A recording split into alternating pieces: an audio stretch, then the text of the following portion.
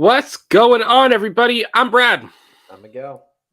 and welcome back to Let's Talk Movies. Tonight, on our 77th episode, we're talking no spoilers, but tonight's going to be a little bit different. I'm going to give my non-spoiler thoughts on Stranger Things Volume 4, which, Miguel, you haven't started watching it yet, have you? I saw like episode 1, Okay. immediately hooked, by the way. But Yes. yeah, So I'm you can going talk. You can to talk do a an little bit. episode.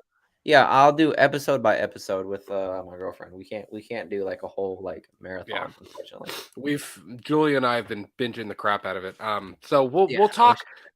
This will kind of be our non-spoiler review of Volume 1. We will take a whole. I think Volume 1 deserves a whole episode where we can talk spoilers. So we will talk spoilers in another episode. But Miguel is also going to give his non-spoiler review of Top Gun Maverick, or I guess you could do spoilers if you want. Doesn't matter to me. I have not seen Top Gun Maverick. I don't have an insanely big desire to go see it in the theater. I mean, I'd like to see it, but I honestly, part of the thing is I would have to rewatch the first one before I really You would wouldn't have understand to. both. You wouldn't have to. No, you wouldn't have to. Trust me. I don't know. I'd like to watch the first one before I went and saw it. So Miguel's going to talk Top Gun, and then we're both going to talk a little bit of some strange news in the horror world. Winnie the Pooh, Love and Honey. Thinking Love and Thunder, Blood and Honey, which was announced a couple days ago, and it's got a lot of people scratching their heads. So it's going to be it's an interesting a lot of show. buzz. Something that, yeah, we haven't really done a show like this where we're kind of reviewing things that the other hasn't seen. So this will be kind of interesting. So, buddy, happy Tuesday. How are you? Happy Tuesday, man. Yeah, it's a really hot day, and I'm glad to be brown. Otherwise, a lot of you folks down here are suffering. So It was me, I am today. getting my beautiful color back. So hopefully soon. Yeah. Solid. You drinking anything tonight, by the way? You ready? I'm ready. You like these sparkling ice things, don't you? Bro, it's summer and I'm trying to cut down on my carbonation. So, but That's fair. This That's is like fair. what, 5 calories? I'll take that any day of the week. Fair. I'm drinking in my Kentucky Turfway Park Steaks cup from Kentucky. So if nobody knows what Ale 8 is, which I'm not, Ale 8 is it's a Kentucky branded soda. It's made in Winchester, Kentucky. Which I'm not wild about Ale 8 itself, which I know is probably like a Kentucky sin, but that swamp water. They call it Kentucky swamp water, essentially. I'm not wild about Ale 8 itself, but they came out with a new blackberry flavor, and it is great. It doesn't really taste like Ale 8, it just tastes like blackberry soda.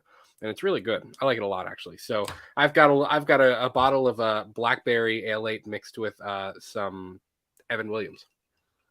Jeez, he went full Kentucky. No, I'm kidding. I don't know. I really did. This is a very Kentucky drink, huh? Is Evan Williams from Kentucky? I believe so. It's bourbon. Well, so if I'm wrong, it's then bourbon either way. Yeah. So, by the way, tonight's going to be a good old fashioned Q&A too. So if you have any questions for us throughout the show, throw them in the chat. We'll get to them as soon as we can. You can just throw those in throughout the show. By the way, speaking of shows, this Saturday at 10 a.m. Eastern, we are joined by Frank Riker and Darren Sands of the Slaughtered Lamb Movie Podcast for episode number 13 of Purely and Simply Evil. On that show, we are going to be talking An American Werewolf in London, which I know if you're familiar with Frank and Darren and their show, that's got a huge impact on what they do. The Slaughtered Lamb, of course, being the pub in An American Werewolf in London. So that'll be at 10 a.m. Eastern. That show is already scheduled. It's on our channel. Go to our channel, click a reminder, go ahead and click the like button while you're at it. That's going to be a good time. We're super excited to have Frank and Darren on, and that'll be a fun movie to talk about, by the way. So yeah, it's going to be a good one. So let's do this. Miguel, you want to start us off? Your non-spoiler review of Top Gun Maverick. What you got? Yeah, guys. So I know Brad's not particularly I guess he's not gonna watch it, but he definitely should, because I'd like to watch it even for like you non-aviation lovers, if you like a strong, solid movie, this is it. I'm not gonna lie. And for you aviation lovers like myself, you're gonna absolutely fucking love this movie.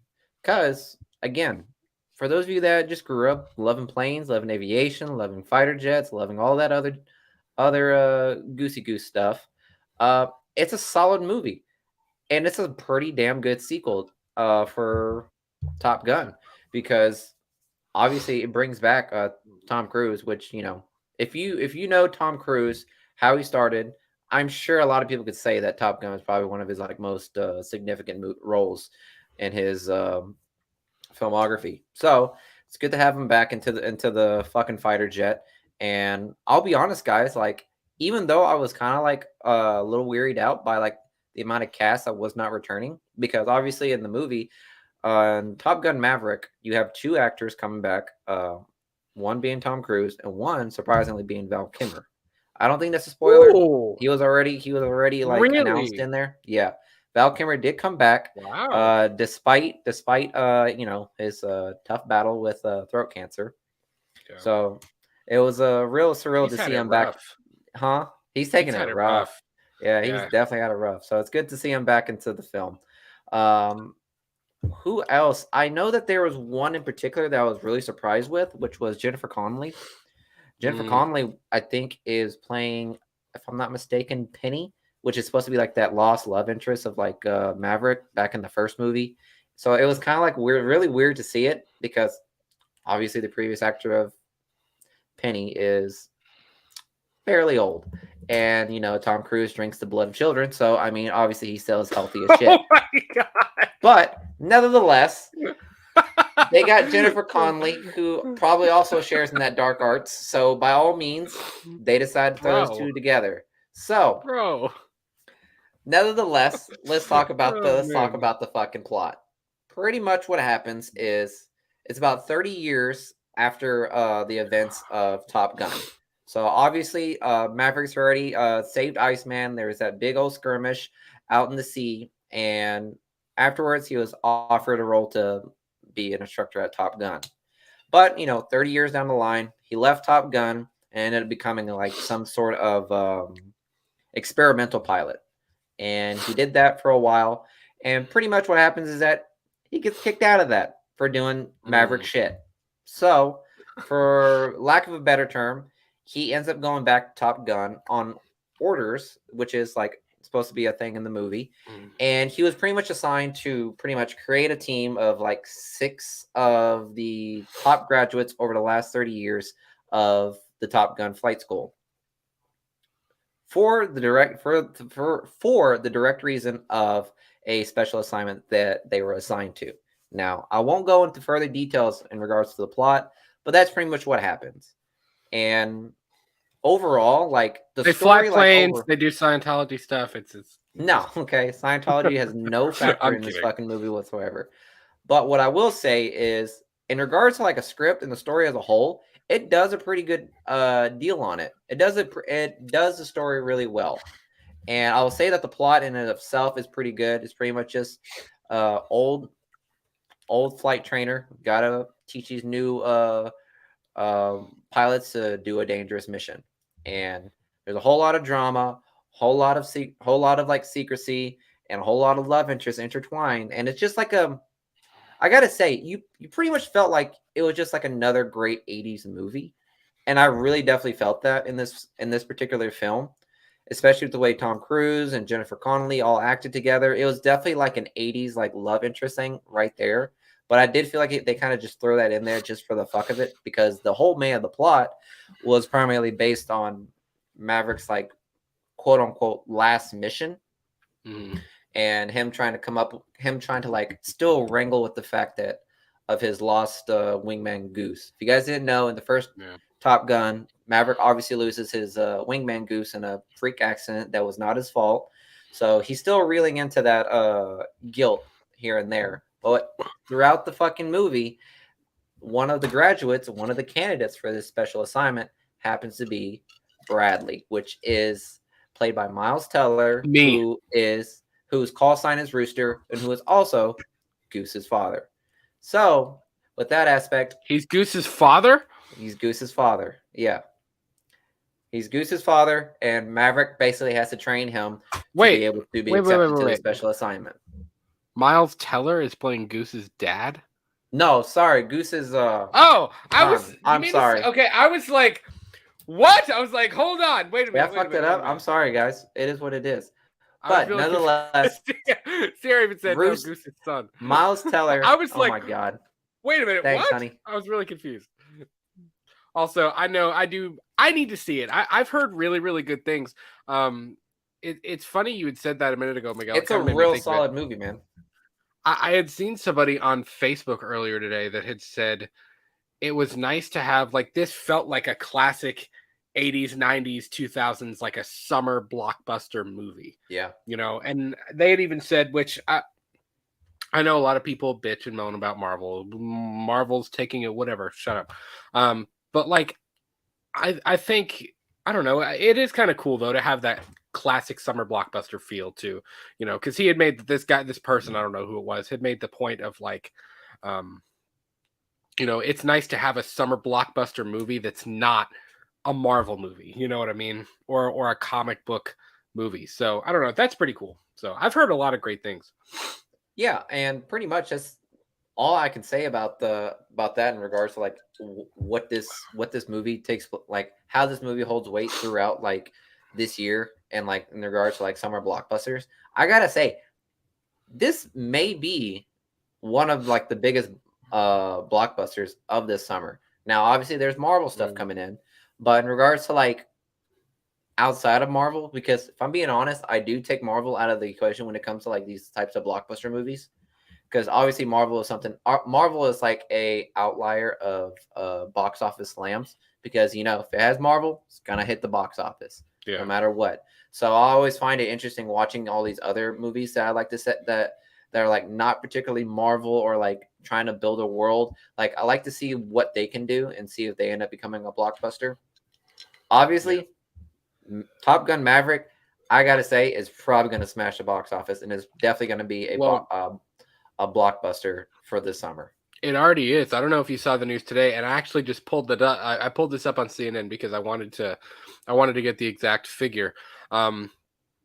So this is not only Tom Cruise's best opening. This was the first time that he had $100 million opening in his career, but this movie made an estimated $156 million domestically for its 4-day Memorial Day opening weekend. So that's what Thursday, Friday, Saturday. Thursday, Friday, Saturday. No, Friday, Saturday, Sunday, Monday. Yes, that Memorial Day weekend opening. Those 4 days made 156 mil, and it actually overtook. It overtook the biggest Memorial Day opening, which was Pirates of the Caribbean at World's End in 2007, which made 153 million. So it just barely Sit on overtook. that, Johnny. No, I'm kidding. It barely overtook Pirates of the Caribbean at World's End, Yeah. but it's kicking butt, man. It's definitely. Yeah, that was something that we were looking forward to it. So that was something I was definitely like really worried about because I remember like I decided that I want to watch this movie like on a whim, and I was like, Sierra, let's just go watch it, and we decided to go watch it. And on our way there, it hit me like a freight train. I was like, oh fuck, we're really about to watch this movie on Memorial Day. I was like, this is gonna be a fucking trip. But luckily, the seats were decent, so we were able to get a decent spot in it. Was it packed in there? It had a good group of people. I gotta say, it wasn't packed because if I'm being honest, there was like fucking like 4 or 5 theaters just for Maverick. So obviously we got lucky and we got one of the other ends. But when you say that you want to watch this later on, trust me, dude, this is definitely a theater experience. Yeah. If I could, I really would have watched it on Cinema XD, Regal, or something like that. Something with like IMAX or like all that surround sound. Because trust me, the beginning of the movie, it thrusts you into the fucking air carrier. You are watching everything as it is, all fighter jets, all actions. The first 5 minutes is nonstop, just pure adrenaline, and it's fucking amazing. So yeah, it's definitely like a movie going experience, and you pretty much just feel immersed in it. I shit you not. There are multiple scenarios in this movie where I was gripping the seat, I was holding her hand, I was like, fuck, this thing's getting really hairy, man. So, but I will say that even with like all of the actions and fighter jet sequences, which by the way, I know people always keep saying like Top Gun 2 Maverick is by no means accurate to the fucking movie, to like actual like naval air force. That being said, yeah, I can agree with you on that. I don't know naval pilots. I don't know the true aspect of it. But what I will say is that Tom Cruise and the crew of this movie tried their damnedest to make this movie as authentic as they can, which means zero CGI and zero special effects. It was and he's super into stunts and stuff, you know. Yeah, so it was a big move for him to just say no to CGI. Let's just fly these fucking planes. Which, by the way, if you didn't know, Tom Cruise can fly a jet, and he owns a P-51 Mustang. So this man obviously knows how to fucking fly a plane. Yeah. So Sierra said, I mean, we could go watch it again in IMAX. Go up to Newport and watch it in IMAX. Yeah, I'm down to watch it again. I will say that. This is shit. Well, I guess we lost Brad. So nevertheless, I'm gonna keep talking about Top Gun then. Because obviously I have zero control over this podcast. He has it. So if I'm out, I guess. So, but nevertheless, in regards to Top Gun Maverick, again, with the fighter jets, he really put in his work with the crew. And I will say that when it comes to like all the fighter jet experiences and sequences, I gotta say I literally have no idea. I didn't touch it. I have no idea. I was listening to you, and then suddenly I was back on the screen, and I was like, "What? Where did I go?" So I didn't do it. That's fine. At least it wasn't J-Dead this time. J-Dead, if you're watching, I know, right? It was me and not you. At least I did it to myself. So, you blocked your own self. Continue, my friend. Okay. So back to the jet sequences. So Tom Cruise obviously has the training and everything of what it takes to be a pilot. That being said, all the other actors like Miles Teller, Glenn Powell, Monica Barbaro, and like all these other like candidates for this top secret mission, they were all thrown into the into training as well. Like they needed to get firsthand experience of what it feels like to be in a fighter jet, and that type of like dedication to put that work in to show what it feels like to be in a fighter jet is without a doubt I'm pretty sure it's gonna be one of their like most memorable moments in their acting career.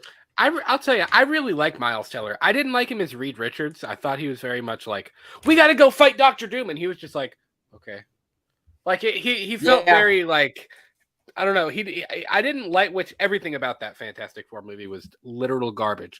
But I do like him as an actor. Like, let me ask you this: it's been ages. Again, this is part of the reason I'm not like racing to go see it in the theater right now, because I would need to watch the first Top Gun again.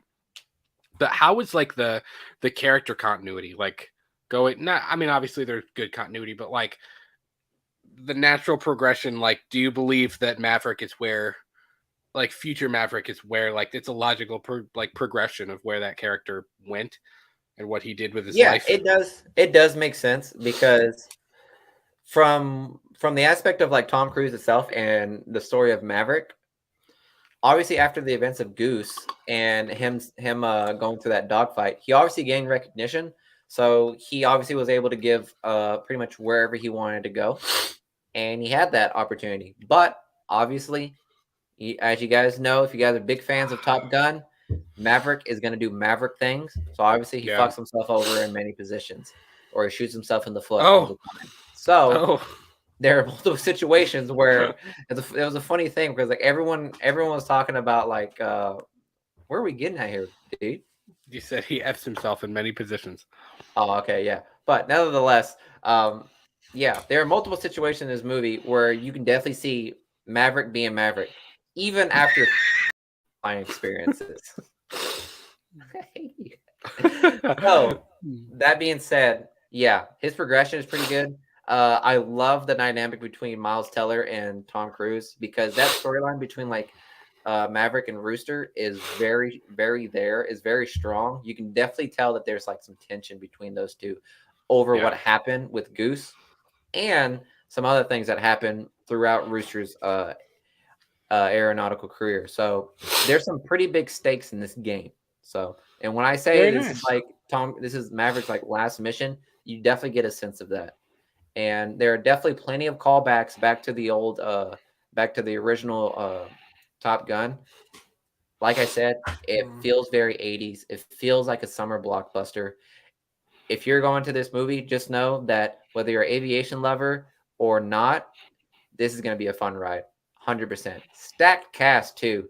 Like I only mentioned like the candidates, but you also have like Ed Harris and John Hamm in this movie. Oh, Like I some really pretty like Ed sturdy, Harris. yeah, some pretty sturdy cast members in this movie, and some refreshing new actors that I've honestly have no knowledge of whatsoever. Yeah. So I was kind of nervous at the time whenever they just kept like advertising Top Gun, because usually when they advertise Top Gun, like when you advertise a movie and it's like thrown into your fucking face, it's a probably good chance that it's not gonna fucking hit. But Yeah. I was pleasantly surprised. Dare I say that Top Gun Maverick is probably better than the original Top Gun. And I would say that, with some Bold words coming from my co-host tonight. oh, Bold words. that being said, I'll let you wait for for you to watch it if you want to give it a rating. But for me, try my best. I hope I didn't spoil anything for you guys. I hope I gave you enough things to think about so you can want to watch the movie with open eyes. But for me, if I had to rate this movie, I would give this a solid like 9.3. Pretty high. I give it a 267 out of 10. Okay, yeah, sure, whatever. And the reason why I gave it a 9.2 was obviously because I am biased. I will say that, because as an aviation lover, I love this movie just right off the cuff. But 9.2 because honestly, I was kind of surprised with the fact that they neglected to use some of the original soundtracks. Obviously, the Top Gun theme song is in there.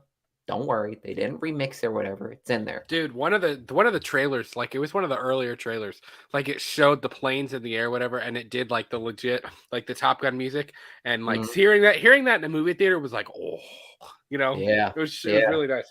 yeah. So I was kind of disappointed with the amount of like how much they neglected to use original soundtrack, but I get it.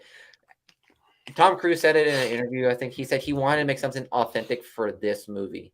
Like he didn't want to just do like a sequel. He wanted to make something authentic in this movie, which is something I think a lot of like directors and producers and actors really kind of miss the mark. It's like every single movie is itself. It can't be just a continuation of something else. Obviously, there needs to be continuity. That being said, but what I'm saying is like each movie should hold its own weight. It shouldn't have to rely on certain aspects of a previous movie or another spinoff. Right. It has to hold on its own. A sequel should hold its weight as its own sequel. It shouldn't have to rely on the others As its own installment, pretty much. Right. Yeah. Yeah, I agree with that. So that being said, yes, Top Gun 2 does stand on its own. 100% will be a blockbuster. I guess since Sierra's like into it, we're gonna watch it again, huh? So we're on it. Sweet deal. Speaking of Sierra, she says, I asked Miguel what he liked about the movie, and he obviously came up with a lot. Genuinely couldn't come up with anything he didn't like other than the song. And then she says, lack of the one song. What one song? What are you talking about? What lack of a song? So it was okay, so if you guys know, I'm sure you guys know, if you guys are a Top Gun fan, you know that with the whole like Maverick and Penny relationship, anytime they fucking look at each other and they like stare at each other's eyes, fucking Cyndi Lauper is like Take My Breath Away comes on. You know what I'm talking about? Oh my god. Yeah, it comes on every single time you hear the do do do do do do. Like that's fucking dope. I swear to God. I'll be honest. Fuck Romeo and Juliet. This like fucking Maverick and Penny was my fucking Romeo and Juliet. That was my Get the Shakespeare out of here. Yeah, fuck out of here. That was it for me. Like that was like romance to a peak, I gotta say. Obviously not, I'm sure psychologists could rip that shit a new one. But every time they looked at each other when they would speak and that song came on, it's like, yep, you're gonna break my heart right here. I know this is a failed relationship. But yeah, that was the only thing. I was really surprised they didn't use it. But nevertheless, Tom Cruise liked something Lady Gaga used. I think she made an original song for it. I heard it at the end. I thought it was really well. I thought it was nice. I'll probably listen to it later. I'll probably check it out at some point. But what I will say, I'm kind of disappointed that Take My Breath Away was not in there. But that's why it's a 9.2. Still high up, but if they added that, I don't know. I don't know how fucking high I would go. So Solid. that being said, check it out, guys. It's a great movie. I know Scientology's fucking weird, but let me know. Top Gun Maverick. Yeah, but that's also, yeah. I don't know. It's also like irrelevant to this part, you know. It really is. Like you really it's just another great Tom Cruise movie. The amount of notoriety is getting right now, man. It's all across the world. People are wanting to watch this movie. Like not even domestically. People like everyone across the globe wants to watch this movie. Right. And it's very rare you see a movie that's like obviously gathered so much popularity within like the first couple of days of the box office. And I guess I could say that because it's also been in productions for like over 4 years, right? Like since the pandemic. Like it was supposed to come out like over the summer before the pandemic just decided to rail us in the ass. So since then it's just been delayed. So yeah, I'm sure that helped it out a lot too. So a lot of anticipation for this movie. They definitely beefed it up. They definitely hyped it up, and I will say that they definitely stuck the landing. Sweet deal, man. All pun intended. Sweet deal. The first laugh was genuine. The second or third was bullshit. Fuck off. We got more crap as we went on. So there's Miguel's top. There's Miguel's top review. That's what I was about to say. There's Miguel's review of Top Gun Maverick. Glad you enjoyed it, man. I'll have to check it out. I'm always down for a good theater watch, so we will definitely have to check it out. In a minute, we are going to talk Stranger Things. No spoilers. Again, we'll do a whole spoiler show about Stranger Things, season 4, volume 1. But for all of my music people, so we talked about your field. Miguel's a pilot. Mm-hmm. Now we're going to go to the music field a little bit because I'm a music teacher. I have a music degree. And there's something going around, specifically the Netflix world right now, which is really making me buku excited. I really like Bradley Cooper. We share a name, which anybody named Bradley's cool. But I really like Bradley Cooper as an actor too. I think he's a very versatile, I think he's a very good actor. And for those of you who do not know who Leonard Bernstein is, Leonard Bernstein was a very, very prolific composer and a very prolific conductor. He directed the New York Symphony for a very long time. Probably one of my favorite musicians to ever live. And Netflix is actually crafting a movie called Maestro about his life. And the first images of Bradley Cooper in Maestro have come out. That is Bradley Cooper. That is not Leonard Bernstein. Tomato, my guy. For some reference here, that is an actual picture of Leonard Bernstein in 1970. That's him. That is 100%. That's Leonard. That is Lenny, as he was known. That is Bradley Cooper as Leonard Bernstein. He looks spectacular. I mean, literally, if this makeup crew does not win Best Makeup for this movie, they're doing something wrong at the Academy Awards. This looks incredible. Well, they've been doing something wrong for like 5 years, so sorry, Chief. Well, he looks amazing. I will agree. He looks fucking great. I mean, everything from the watch to the glasses to the cigarette in his hand, the shirt that's half unbuttoned. I mean, he was such a charismatic dude. Like I don't know. It looks literally amazing. And I'm super excited to see what they do with this movie. He's a very interesting character. He's so interesting, and I'm so excited to see what they do with this film. You are forgiven if this is on CNN. You are forgiven if you don't recognize the white-haired man in glasses smoking a cigarette. And these promotional photos, he looks important, but one only vaguely familiar. Like a long lost uncle or that guy who plays chess every day in the park. It's Bradley Cooper under layers of prosthetic makeup as aging composer Leonard Bernstein in Maestro, a biopic currently filming for Netflix. The streaming service posted the photos on Monday on Twitter, where they immediately prompted double takes. Again, there's another one. It's so the resemblance is uncanny. I mean, I never realized how much they looked identical to each other, but they really do. Their facial structure, and of course, a lot of this is prosthetics too, but their facial structure, the kind of the way he looks, even look at his arms. This article even says, "Dang, he even has white arm hair. Such attention to detail. Whoever is the makeup / hair persons on the film needs to win some major awards." Seriously, like the resemblance is uncanny. It's amazing.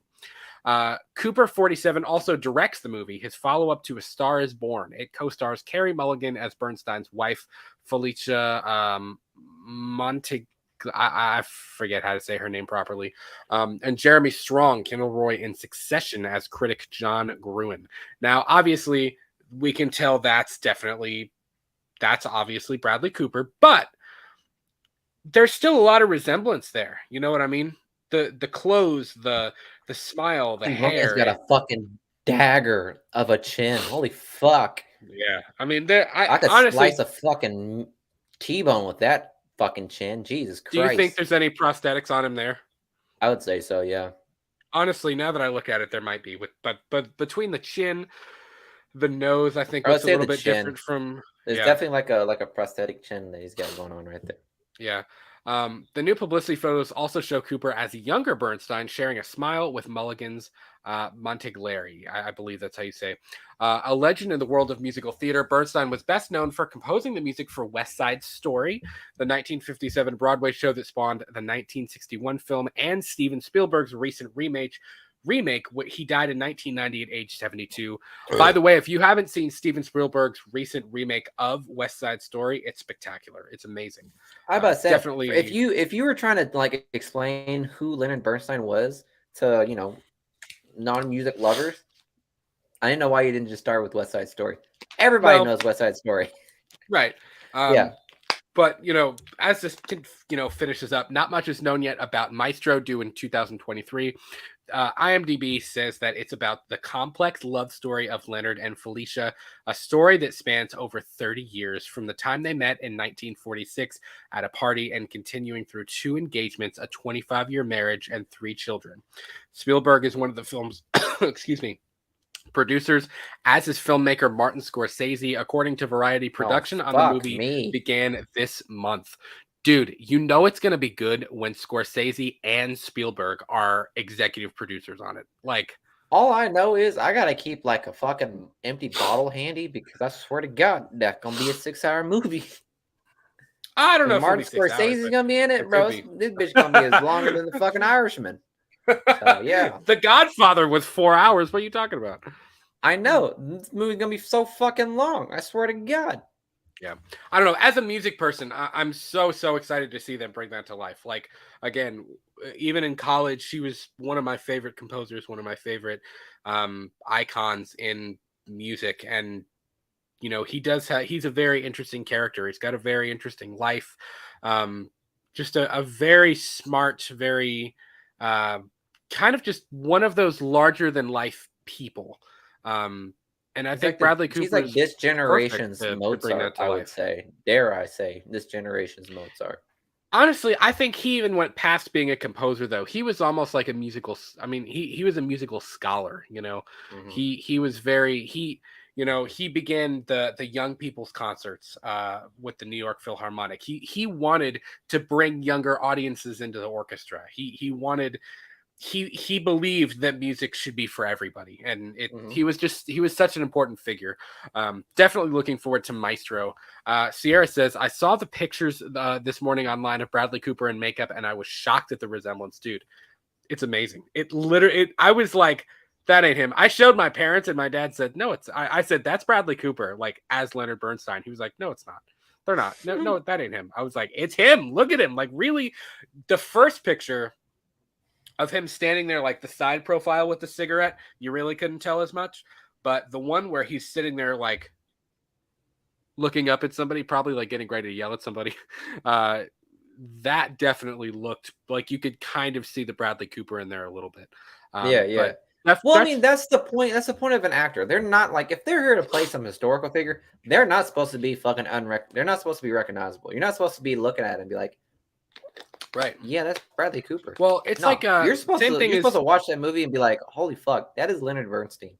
Was it Dick Cheney that played, or no, That was not Dick Christian Cheney. Bale. That was Christian Bale when Christian he Bale played that played Dick Cheney. That's what I meant to say. which was again another one.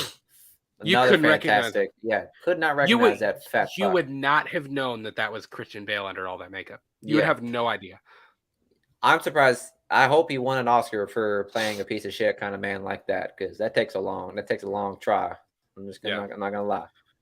But definitely looking forward to Maestro, directed by Bradley Cooper, executive produced by not only Bradley Cooper, but Steven Spielberg, and not only Bradley Cooper and Steven Spielberg, but Martin Scorsese as well. That is stacked, dude. That's as stacked as it gets. So, seriously, even if you're not a music person, I encourage you to be on the lookout for Maestro, because I think that's going to be a really, really well done flick. So definitely looking forward to that one. Well, I'm excited for it. 2023. Let's get ready, guys. 2023. Gear up. Start listening to West Side Story. You want to hit Stranger Things next? Yeah, let's do it. Stranger Things season 4 it is. So, Get strange. Again, I have seen volume 1 in its entirety. Miguel has seen the first episode of volume 1. He's taken it a little bit slower than I am, which is fine. We will definitely do a full episode about Stranger Things volume 1, Stranger Things season 4 volume 1, excuse me. But this will be no spoilers. We have to carefully navigate this, but we will not talk spoilers in this stream. There's a lot that we could talk about. There's a lot I could talk about, and there's a lot I want to talk about. Well, we can talk about the first episode, obviously. We can, but past that, yeah. So right off the bat, I felt that this was a lot more mature than the previous 3 seasons, which goes. Oh, I mean, fuck yeah! It goes along with the kids. Like the kids are older. I mean, in real life, they're adults now. Yeah. You know, they're in high school now. You know, the drama is a little bit more mature.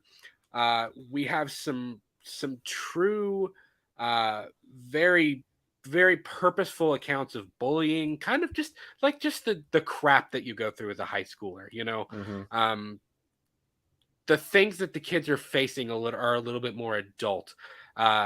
The show, even the show as a whole, the brutality of Vecna is not a spoiler. We've seen Vecna in the trailers where he's been name dropped. The brutality of Vecna is kind of crazy, actually. I was kind of shocked. The first death scene, I was kind of like, whoa. That was that moment. Like, I swear to God. All right, well, we're going here. Okay. Because I'll say this. Obviously, it was in the first episode because that's how Stranger Things goes. Yeah, when we saw that scene, I'm not gonna lie. Me and Sarah looked at each other and we were like, "Oh shit, Stranger Things is not pulling punches." And we got that vibe like literally the first 5 minutes of the show beginning. Obviously, if you guys have seen it, right?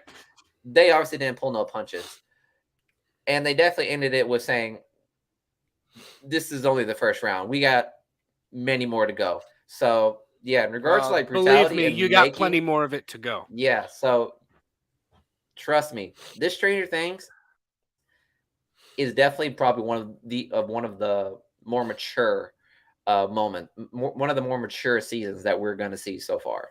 Yeah. Sierra said I had to close my eyes during the last scene of the first episode. Well, you're gonna have to close your eyes a little bit more. It's that. Listen, that's not the worst one so far. There's worse than that. It's rough. The other thing that really struck me, and you'll find this even more apparent as we go on, this season is wholeheartedly a love letter to A Nightmare on Elm Street. It really is. The way that Vecna is portrayed, kind of the parallels of the dream world and the upside down, and Vecna kind of controls things in the upside down, similar to kind of what Freddy does. I had kind of had this conversation with Miguel after I watched the first 2 episodes. He hadn't seen them yet, and I said, similar to, again, no spoilers, but kind of the way that we are introduced to Vecna kind of takes it kind of takes after what they did with the 2010 remake of a Nightmare of a Nightmare on Elm Street, Nightmare. because it gets to the point, something that the Elm Street remake did really well was they went very scientific with what happens when you don't sleep. When you keep yourself awake for long enough, it starts to mess with your brain. Like they can say you can go 2 weeks without water, you can go a month without food, but you can't live more than like 5 or 6 days without sleep. Like your brain will literally shut down if you don't sleep. Mm-hmm. And in the Nightmare remake, they begin dreaming while they're wide awake, but they're hallucinating. It's something to do with your brain synapses and the way your brain works, and this is real. You begin to hallucinate, and Freddy starts to attack them while they're awake. There's a really cool scene in a pharmacy where it's cutting back and forth. Nancy is like falling backwards, and it's cutting back and forth between the boiler room and the pharmacy. And Freddy's taking the glove and he's scraping it along the wall with the the sparks like on the wall. Like he's scraping the glove on the wall and there's sparks, but it's cutting back and forth, and the pill bottles are falling off of the shelf because it's cutting back and forth between the boiler. So it's really, really cool. Definitely has those vibes for how we're introduced to Vecna. And even again, this is not a spoiler. This has been out there for a long time. Robert Englund, who played Freddy Krueger in the entirety of the original Elm Street franchise, has a really, really cool cameo, I believe in the 4th or 5th episode. And that's kind of where we start to get a little bit more on Vecna and things like that.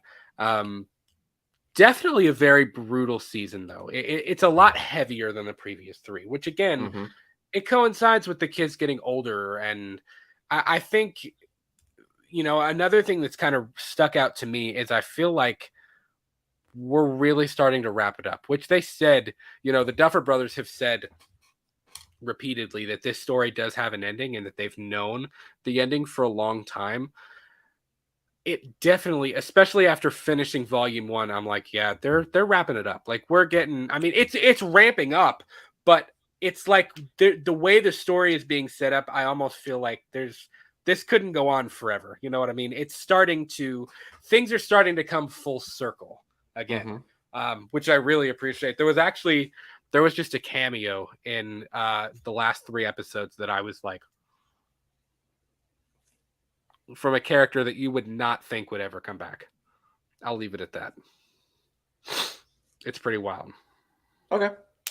Things get weird. Listen, those last 3 episodes are like the entire time you're just sitting there going at your TV.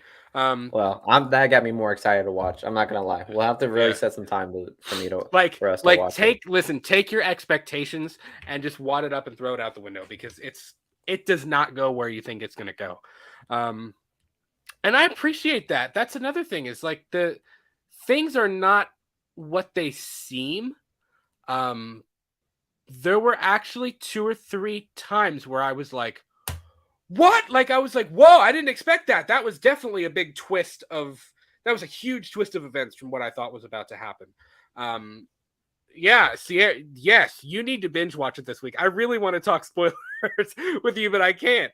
I really want to, because there's so many things.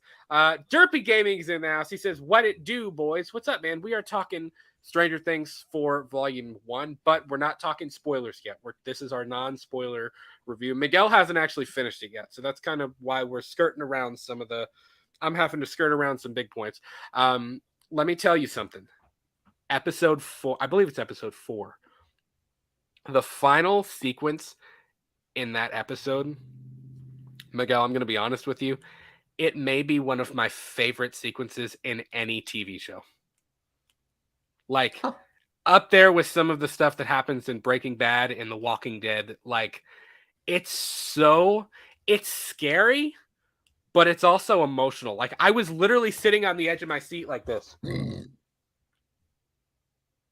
Like, I was literally sitting there watching it like that. It's emotional. It's kind of scary. It does involve Vecna. It's pretty dope. Like, it's the most Freddy Krueger moment we've gotten so far. But it's definitely it's a crazy, crazy, crazy scene, man. It's insane. So I'm really excited to talk spoilers about this one. What do you? I'm curious with where you're at. Again, I've watched all of Volume 1. Miguel has only seen the first episode. Where do you think it's going right now? I'm kind of curious, and we'll have this on record so we can. You're probably gonna be wrong. Like, what do you think? What I think is going to happen? Yeah. Where do you think that it's headed right now after you've seen the first episode? I think anybody's on the cutting room floor, dog. I think people are going to die. Yeah. Yeah. Yeah. Yeah. Nobody's safe. And I appreciate that. I appreciate that it goes full 80s horror and it's like nobody's safe here. Like this is not nobody's safe. This is not going to be and everybody's going to make it. By the way, everybody's showing up right now. We just jumped to like 5 people watching, which is awesome. Welcome, guys. Derpy says, did I miss the Top Gun Maverick review? Yes, Miguel reviewed Top Gun Maverick. I have not seen it yet. This episode's kind of weird because Miguel reviewed Top Gun Maverick kind of on his own because I have not seen it yet. Him and his girlfriend saw it. I have not seen Top Gun Maverick, but I have watched all of Stranger Things Volume 1 in its entirety. So I'm kind of doing a lot of the Stranger Things stuff, but it's kind of it's a weird thing. I'll break these up too. It's summer, so I finally have some more time. I'll break these up into smaller clips too, because I like doing that, but it takes up a lot of time that often I don't have. J-Dead is in the house, buddy. J-Dead, funny story, by the way. I'm going to stop the review for a second. So I kicked myself out of the stream earlier. You weren't here. And I said, at least it didn't happen to J-Dead. So I don't know what happened. Miguel was in the middle of his Top Gun review, and I just left the stream. I left the show for like a hot second. But he didn't like my review. That's what happened. Yeah, right. So Derpy says, I have a prediction. Ooh, he says, I have a prediction. Okay. So that's someone who hasn't seen it. If it's spoiler-ish, keep it to yourself for right now. We're going to do a spoiler show, so just for right now. If it's not spoiler heavy, then go ahead and throw it in. Slasher Fred, what's going on, man? I haven't seen you in here before. Nice to meet you. Virtually. I am so surprised that Top Gun has finally had a sequel because the movie Hot Shots had a sequel. That's very true. Yeah, it did. That is true. Yeah. And I figured like even before like Maverick was announced, I always thought to myself, because like there was a lot of 80s movies like being rebooted or getting sequels, and I always thought like I wonder when Top Gun's gonna get one, because it was like it was left so open-ended, so to speak, because like I don't know, it did end like on a high note, but it definitely felt like there was definitely room for another sequel. And as the years gone by and Tom Cruise kept getting older and older and older, it was like, well, fuck, he's not going to be able to be in the movie. In my head, I was thinking it was just going to be a reboot when I found out there's going to be a new Top Gun project. And I was a little disappointed. But luckily, I was thoroughly surprised when I found out that. And obviously, I knew that wasn't going to be the case because, again, fucking Tom Cruise is immortal. So, like, I knew, like, if there was going to be another project, Tom Cruise is going to be, Tom Cruise is definitely going to be like in the fucking forefront. I think it was Top Gun where Tom Cruise had that meltdown, right? Or was it Mission Impossible? No, that was Mission Impossible. Damn, I about to say we're trying to make movies, man. Yeah, that was for Mission Impossible. Yeah, that was pretty funny. By the way, there's 5 people here right now. Leave us 5 likes, please. Just do it. Just do it. We're like Nike. Just do it. It'll help us out, man. Thank you guys so much for being here. J-Dad, about time Miguel's tired of carrying this. He carries the streams? What are you trying to say? Derpy says, you, sir, a bot. Nobody cares about a silly show on dying streaming service. You bot, they care about 36-year-old sequel in the making. I don't know. I think Stranger Things is really good. I listen, I'll give you, I know a lot of people are kind of pissed with Netflix right now. But honestly, I think Stranger Things is probably one of my favorite series of all time. I think it's really, really good. My prediction is good guys win in the end. There you go, Stranger Things, everybody. I would. Okay. So you have some, I would hope. So I guess Derpy's so. not a fan of Stranger Things then. Yeah, do you like Stranger Things? Let us know, man. Do you like Stranger Things? One of the other things, while we're waiting on Derpy, I have the hiccups now. I drank that whole blackberry LA thing with the bourbon in it. That's a soon-to-be 30-year-old man. It's gonna hit hard on him. Yep, it's okay. It's what happens in life. You hit 30 and then you start to drink heavily. Oh my god! No, but one of the things that was kind of interesting to me too is, and we haven't really ran into this as much. We haven't ran into our characters being separated, but I gathered that in the first episode. Interestingly enough, our characters kind of stay separated. Now, some of them reunite. I'm not going to say who or where because that's kind of a spoiler into what happens. But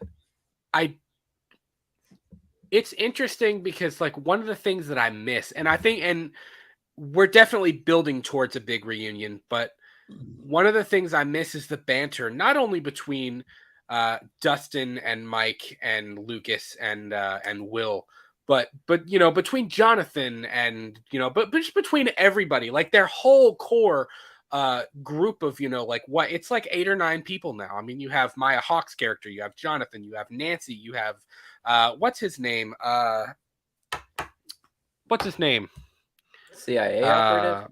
No. The cool guy. Oh, I forgot. Yeah, the What's cool his guy name? ended up That's being gonna like kill me. they ended up being a loser too. Yeah, I'm completely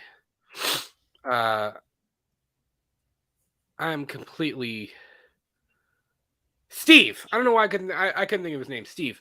I miss the banter between all of them, and I'm really excited to kind of get that back again. But that's another thing. There's a little bit of maturity there. The characters are having to grow up a little bit because not only is what's happening a little bit more mature, but there's also there's also a maturity you have to find when they're in smaller groups and they're having to figure this out. Again, no spoilers. I don't want to give too much away, but there are bigger entities involved in this season, and that's kind of what I'll leave. I think in the trailer that's already said about that. About what? About the other big entity other than Vecna. No, that's not what I mean. I mean, on the human side of things, there is more. That's what I'm saying. There's more going on than meets the eye, and I don't mean stuff in the Upside Down. I mean, there's plenty of monsters besides Vecna in the Upside Down. I mean, you still have the Demogorgons. You still have all of that stuff, and we do get to see some of that. But there's the group of kids investigating is not the only group of humans that's doing things, and I'll leave it at that. But there's a lot going on, and I think there's a maturity that has to come when the characters are separated and they don't have their typical groups. And the way they tie that in, especially with characters like Lucas, and we've already kind of seen this in the trailer too. He's on the basketball team. Like it's all the typical stuff that happens in high school. You find new cliques, and you have new friends that are kind of it's kind of this push and pull between your core group of people, and you're finding new people, and it's really well done. The way they've told these characters' stories, and the way they're kind of branching this show out and building it to an even bigger climax. It's really, really good, man. I'll tell you what, Max is the complete MVP of the season. Huge MVP.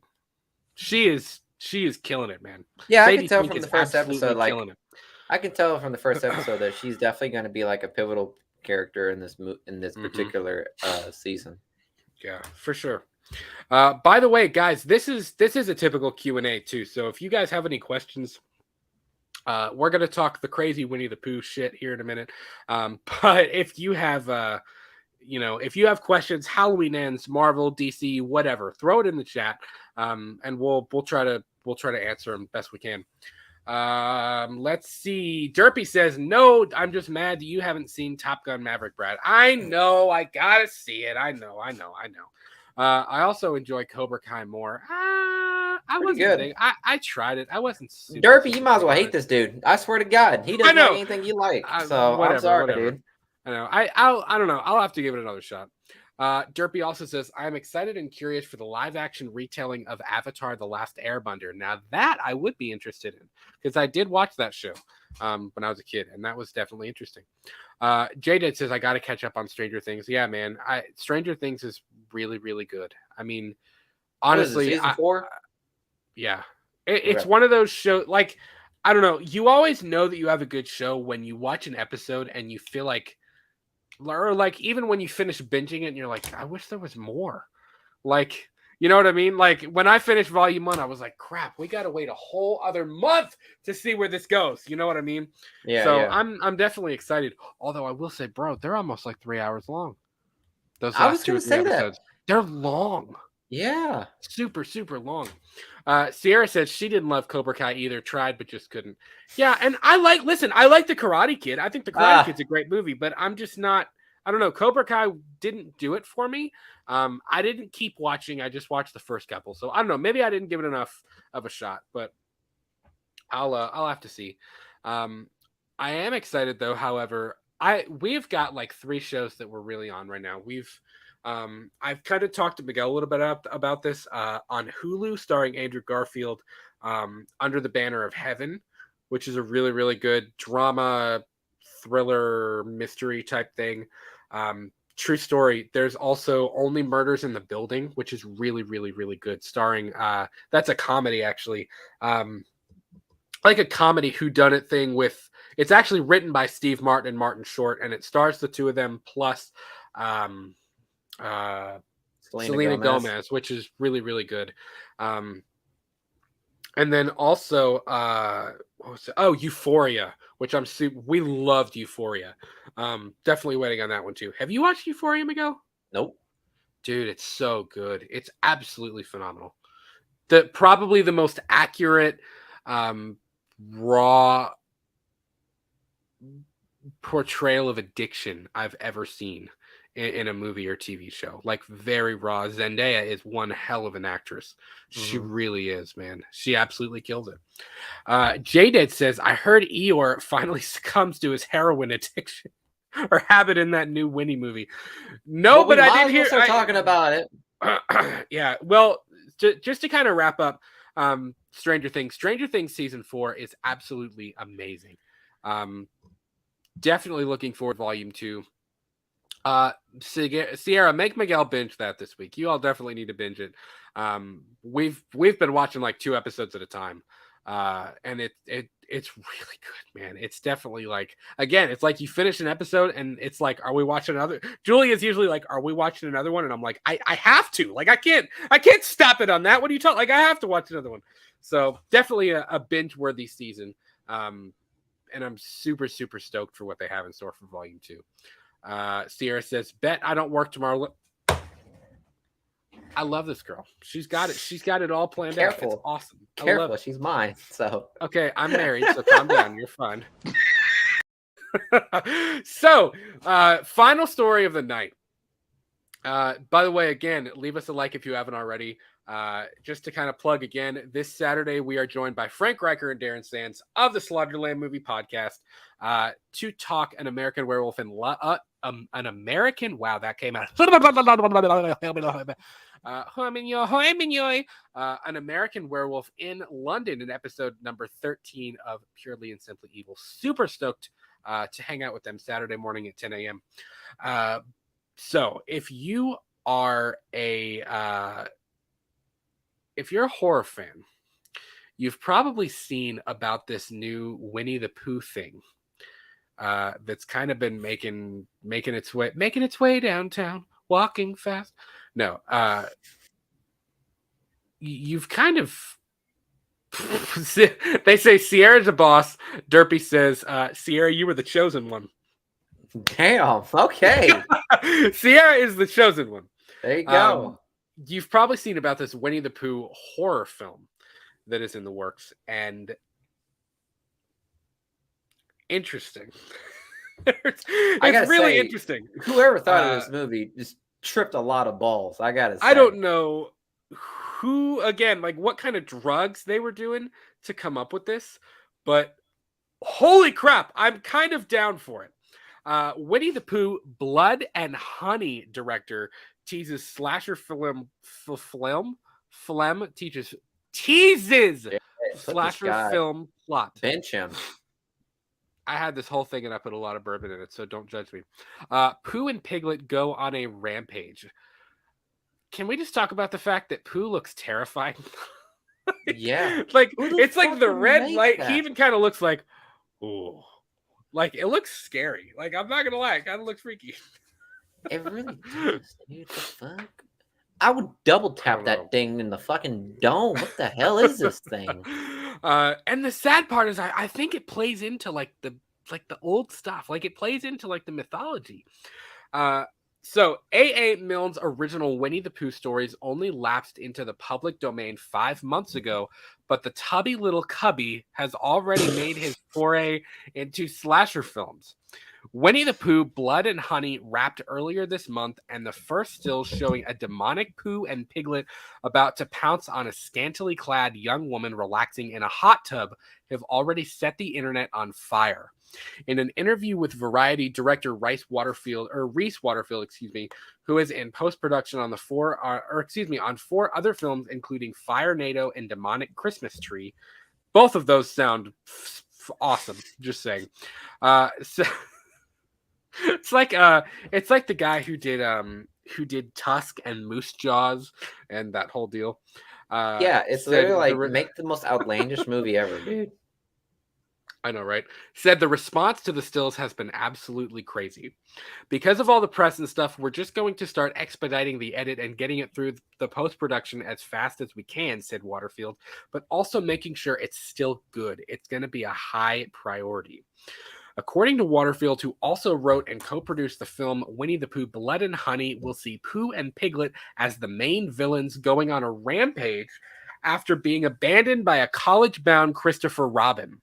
Christopher Robin is pulled away from them and he's not given them food. It's made Pooh and Piglet's life quite difficult. Let's just Oh my god. What? Let's pause. Let's just stop. Okay, one thing I know I'm really scared of watching. I know Pooh looks scary, but I'm low-key scared to see Piglet. Are there stills of Piglet? Like, oh yeah, god. We'll get to picture. We're not to pictures yet. We'll see pictures in a minute. In my nightmare. Fuck. Derpy says, I want the drugs these guys are taking. I know, right? Sierra said, sorry boys, I will not be watching this one. Yeah, I don't. This is gonna be an interesting one. J-Dead, now I ain't saying she a gold digger, but she ain't messing with no broke Tigger.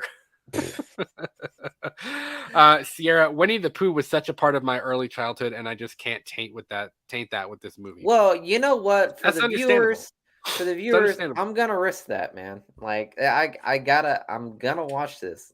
I'm gonna sit down and watch. I swear to God, if we get the entire cast, the entire group of Winnie the Pooh, I don't know if I'm gonna be able to sleep ever again. I don't know if I'm ever gonna I'm gonna have to rechange my whole perspective on life, man. You want to hear something really bad though? I think, and it might say this later in this article, I feel like I remember reading that they killed and ate Eeyore. Who wrote this? Who came up with this, man? Again, what kind of drugs were these people doing? That reminds me of like a really fucked up like comic strip of like SpongeBob SquarePants. I don't know if you guys ever read it, but it was like a weird comic strip of like how Patrick somehow like he got so hungry and he ended up actually becoming like a starfish. Yeah. If you read it, I swear to God, that story goes fucking long and it goes far down the rabbit hole. It's like, I don't know what it is. Something about these movie producers, they just want to be like, hey, you know what? You know, all these like sweet little fucking like all these little TV shows that we watch as kids. Let's fucking rip them apart and make them fucking glory horror shows. And why not? So sure, why the fuck not? Let's do it. I don't care. Let's get a fucked up Winnie the Pooh. Let's get a fucked up SpongeBob SquarePants. Let Clifford the Big Red Dog be some carnivorous fuckwad. And then you know what? Blue's Clues. Let's make Blue's Clues a fucking serial killer. And kill every single one. We just figured out Blue's Clues. Every single one of it. Yeah, every single one of the actors that played in Blue's Clues, yeah, let them be targets. But wait, there's more. because they've had, listen to this, because they've had to fend for themselves so much, they've essentially become feral. Waterfield continued. So they've gone back to their animal roots. They're no longer tame. They're like a vicious bear and pig who want to go around and try to find prey. Pigs don't find prey. And also, bears don't drive. Bro. So, like, do they become humanoid? Feral Like pigs? Dude, feral pigs, like feral hogs, dude, they will maul oh, they'll you. fuck you up. But it's not They a feral will hog. maul you. It's not a feral hog. Piglet's a little He's fucking a pig. He's a Okay, mini bro, not pig. that you haven't seen the picture of Piglet yet, bro. He ain't a little pig. I'm not ready for this. Piglet's like, oh my god. I'm not ready. I don't think I'm ready, guys. Oh, your body's not ready. The film was shot in 10 days in England and not far from Ashdown Forest, the inspiration for Milne's imaginary 100-acre wood in the Winnie and the Pooh stories. Or the Winnie the Pooh story, excuse me. This film was shot in 10 days? Apparently. Although Waterfield declined to reveal the budget for the slasher flick, he said over like $20. That was for the taxi fare. Shouldn't be expecting this to be a Hollywood level production. Jagged Edge Productions, which Waterfield runs with co-producer Scott Jeffrey, made the film, and ITN Studios have already signed on to distribute it. A release date is TBD. Given the premise, the biggest challenge, Waterfield said, was balancing the line between horror and comedy. When you try to do a film like this, and it's a really wacky concept, it's very easy to go down a route where nothing is scary and it's just really ridiculous and really stupid. And we wanted to go between the two. So I guess this is going to have horror comedy.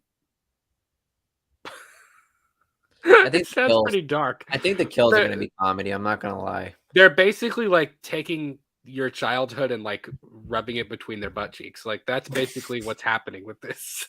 So like, I don't know how like funny it's going to be. Other than it's gonna be kind of funny to see Pooh and Tiglet. It's gonna be funny to see Pooh and Piglet like literally slaughtering human beings. Like that's kind of gonna be just like weird to see. This is gonna. I feel like this is gonna give me like small, like it's gonna remind me of like Maniacs. You know that other movie that by Robert Englund? Yes, you know what I'm talking about? That I feel like I'm gonna get that type of vibe. Yeah. Are you ready to see the pictures? Fuck, sure, I guess. Sierra, are you ready to see the pictures? I don't know if you're ready. I don't think she is, dog. So, I don't think either of us are ready. There's Piglet. Bro, what the fuck are you? Bro, what the fuck? We have Piglet and Pooh, which are stalking some chick. Oh shit, I didn't even see Pooh in the back. What the shit? Oh my god. Oh my god. What the fuck? Oh wait, the pictures are like they get higher quality. Oh my god. Bro. What the hell? I don't know which one looks. Is Pooh or Piglet scarier at this? Like, I kind of feel like Piglet's scarier. Yeah, I'd be fucking scared. That's like the face you see when a hog's coming to get you, dude. You ever had a hog chase after you? I hope not. It's fucking scary. Well, I don't know. Piglet, like Piglet kind of looks like menacing, but Pooh just kind of has that like. Yeah, it's like he has some. Oh my god!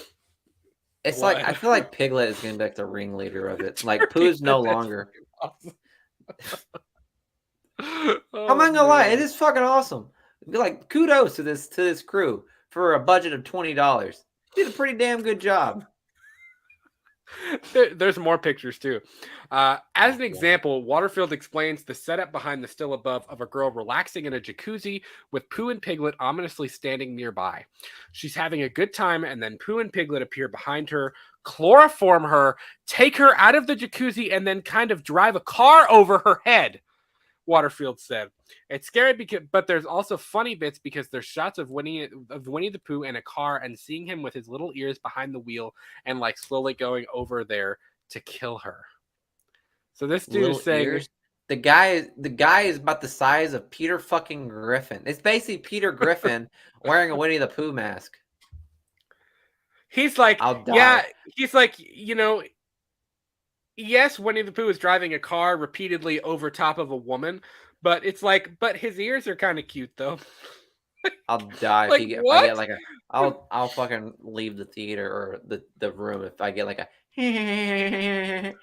from fucking Winnie the Pooh. Get out of here. Oh man. The only worry, especially with the all newfound publicity, is whether Disney will have anything to say about Winnie the Pooh Blood and Honey. Although Milne's earliest stories are now out of copyright, Disney retains exclusive use of their interpretations of Pooh Bear and his friends. We've tried to be extremely careful, said Waterfield. We knew there was this line between that, and we knew what their copyright was and what they've done.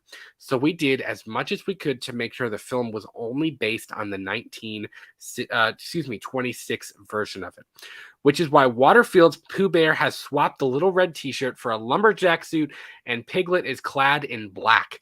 It's also why other characters still in copyright, such as Tigger, will not appear, although there is a scene featuring Eeyore's tombstone, the miserable donkey having been eaten by a starving Pooh and Piglet. No one is ever going to mistake this for Disney, Waterfield said. I would hope not. When you see the cover for this... So it's not going to be on Disney Plus. No. When you see the trailers and the stills and all of that, there's no way anybody is going to think that this is a child's version of it. Could you imagine, Mom, I want to watch Pooh?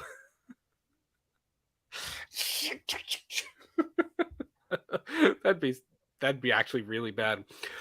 Boys, it's the aftermath of their careers at Disney, just like every other Disney child is. Oh my gosh. I was gonna say, like, I feel like you raise your kids watching Winnie the Pooh, and it's like, oh yada yada yada, and then at age 13, you rent Blood and Honey, and then that's a hard line. You go from like level 1 to like level 326 with that. Yeah. There's no I mean, we gotta get these therapists paid somehow. So I mean, that's a perfect way to be traumatizing. So J-Dead says Pooh is the John Wayne Gacy of Disney. So some other pictures, by the way, on Bloody Disgusting. I'm not going to read through the article. The article is pretty much the same thing as what we just saw. But we have some other pictures. So we have Get Out painted. Don't mind blood. If I do. Painted. I know, right? Like, sure thing. We have Get Out painted in blood. Some shit coming down the staircase. That same image of Pooh and Piglet. That's even more. Holy shit. Yeah. What the fuck? I know. Oh my it's awful. God. J-Did says same thing happened to the cast of The Sweet Life of Zach and Cody. Oh shit. So we have Pooh and Piglet again stalking the chick in the pool. Bunch of friends. Again, you got to pay for those therapy sessions somehow. Probably having a little therapy session with themselves. Which one's Christopher Robin? Is Christopher Robin going to be in this movie? Christopher Robin. Die. Wow. One of them is literally holding... Is that a sledgehammer? That's a sledgehammer. That's Piglet, dude. Is it? How do you know it's Piglet? Did you not see Winnie the fucking Pooh in there? Oh, I didn't see Pooh. I didn't see Pooh in the car. Yeah, see, I got my eyes open now, so I keep my eyes out for fucking Winnie. You know, Pooh is lurking in the background. Yeah. This must be the chick from the pool then. If we already saw that he's about to repeatedly run her over with the car, bro, they bound her. Why does he have a sledgehammer if they're... Oh my God, this is awful. This is terrible. Yeah, I'm not gonna lie. This is gonna be one of those movies where I find it very uncomfortable, but I'm still gonna watch it for the sake of it. But yeah, this movie is gonna be really uncomfortable for me. J-Dead says if this makes money, they'll be making tons of movies like this. It's gonna be like what you said a minute ago, Miguel, where it's gonna be like SpongeBob, gory, Fairly Odd Parents, gory. It's just gonna be like everything, like every like small like kid cartoon thing is just gonna be gory, and they're gonna make a horror movie version of it. Although I will say, J-Dead, you know what's gonna stop that is copyright. Like honestly, I could see Disney having a freaking cow about this. No, because really mad. Because it's depending on the most recent movie. Copyright though. Well, listen, there's a certain movie that recently came out that probably just opened the floodgates for it. I don't know what it's called. Are you talking about Willy's Wonderland? No, it's not Willy's Wonderland. Oh, It's something. It's like about these two squirrels. You know what I'm talking about? no. Roger something. Hold on. I'm gonna fucking look it up right now because it's pissing me off that I don't know it No, I have no idea what you're talking about. because of a certain character that they really played with. Let me think. Chippendale's new movie. Oh, okay. Yeah, Chippendale's Rescue Rangers. Did it already come out? It is already out. So this is pretty much what I like. Chippendales is like a full on like multiverse of like any other character you can think of, and one of the Yeah. characters in particular is the original concept of Sonic the Hedgehog. You remember in the first trailer that they got, we got that disgusting little piece of shit of Sonic the Hedgehog, and then the internet trolls somehow were able to change it to be a more accurate iteration of Sonic. Yeah. So, and apparently in Chippendales, the first iteration of Sonic is in that movie. Right. And obviously Sonic is a Paramount property. So obviously that had some pretty good standings for, a lawsuit. But on one case, Fair. but what they did to save themselves from that lawsuit was they changed what Sonic was wearing, and instead of calling that weird ass hedgehog Sonic, they referred to him as Ugly Sonic. So, in doing so, they saved themselves from litigation. That's pretty good. I'm not gonna lie, that's pretty good. And that same concept or that same premise is used all throughout Chippendale's movie. That way Disney can make it. That's what I was gonna say. They made it under the guise of satire. If you make it under the guise of satire, it's free game. Yeah. They can't really do anything about it. Derpy says, boys, this is the horror flick we don't need right now, but the horror flick we deserve. It's not the one we need right now, but it's the one we do. Got to get the Christian Bale voice going. Not the one we need right now. I hope they don't speak. But I really hope they don't. I'm not going to lie. I hope they don't speak. If they speak, I'm walking out. Yeah, that'll be a little too weird. Yeah. It would almost be scary if they didn't say anything. Better pick of Pooh in the freaking car, getting ready to run her over and over and over again. Wait, in the previous one, Pooh is fucking huge. What the hell did he do? Yeah. He does look smaller there, doesn't he? What did he do? Did he do this bullshit in the fucking BMW? He's got the seat like all the way back. Yeah, okay. He's got that seat rolled all the way back. Let's see if we have any more pictures. Nope. No, that's it. That's so that currently this is the best look at Pooh and Piglet that we have right now. Oh my god. Dude, it looks awful. Like they look terrible. And I mean terrible in a great way. That's true. So Winnie the Pooh, Blood and Honey. It's like do they not have a release date? They don't have a release date yet. We know 2023. That's basically what we know as of late. So that's going to come up a lot quicker than we thought, man. Probably. I'll watch it. I can't tell you. I can't promise you I'm going to like it, but I'll watch it. It's like getting a colonoscopy. Like you don't want to, but you know you have to. That does not connect whatsoever. Thank God I've never had a colonoscopy, but I'm sure that it's not pleasant. I don't know. I don't think anybody's gonna. I don't know. Who knows? I might walk out of this movie and be like, you know what, that was awesome. But part of me will not be doing that. I will say that right now. Part of me is kind of feeling like I'm gonna watch it and just kind of I'll be like, I don't feel good after I watch that. like I kind of feel awful. So I don't know. Sierra says it's still just a hard no for me. It's still a hard no for me too, dear. But I'm still gonna watch it. So I'm terribly sorry. In the name of the show, we're still gonna watch it. Yeah. So if you guys have any questions for us, real quick before we wrap up, we're an hour and 20 minutes in. If you have not left us a like, please leave us a like. Definitely head over to our channel after we're done here. And go ahead and set a reminder for this show for Saturday morning and go ahead and give it a like. That's going to be a really fun time. We're super excited to talk with Frank and Darren about that movie. A movie that's meant a lot to them.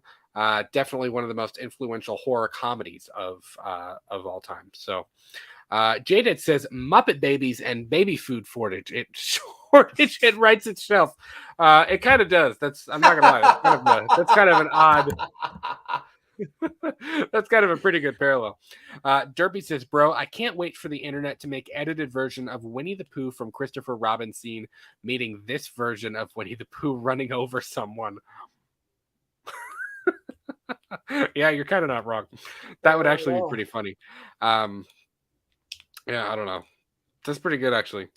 I don't know. The Christopher Robin movie was pretty good. He was cute in that movie. He ain't cute now. No, now he looks like he's gonna bum rush you and chloroform you and keep you locked in his trunk, and then probably hit you with a sledgehammer like 5 times. He'll hobble you like they did in Misery. Yeah, we go far apart. They literally went past Ted in regards of like vulgarity. So here we go. For sure. Let's watch it. Faux show, guys. If you do not have if you do not have any questions for us, that's the thing I was trying to say. Please be sure to leave us a like, and I think that is gonna do it for us in episode number 77 of Let's Talk Movies. A lot that we talked about tonight. We talked Stranger Things Volume 1, no spoilers. We talked Top Gun Maverick, no spoilers. We talked a little bit about Maestro, which is the Leonard Bernstein biopic coming to Netflix. We talked a little bit of Pooh, Love and Honey, and not Love and Honey, Blood and Honey. I keep getting Love and Thunder and Blood and Honey like swapped, and I don't know why. Please, I'm sure that's a satire. That is a satire. Be sure to join us this Saturday with Frank and Darren of the Slaughtered Lamb Movie Podcast as we talk An American Werewolf in London in episode number 13 of Purely and Simply Evil. That's going to be a really fun show. You guys are the best. New episodes of Let's Talk Movies and Purely and Simply Evil premiere every single Tuesday and Saturday at 8 p.m. and 10 a.m. Eastern. We are on Twitter, Instagram, and TikTok at We Talk the Movies. J-Dad says, much love, guys. Have a good one. Much love to you, my man. As well, man. You guys are the best as always, and we will talk to you soon. Have a good one. See you. Bye. Love, peace, blood, and honey. Blood and honey.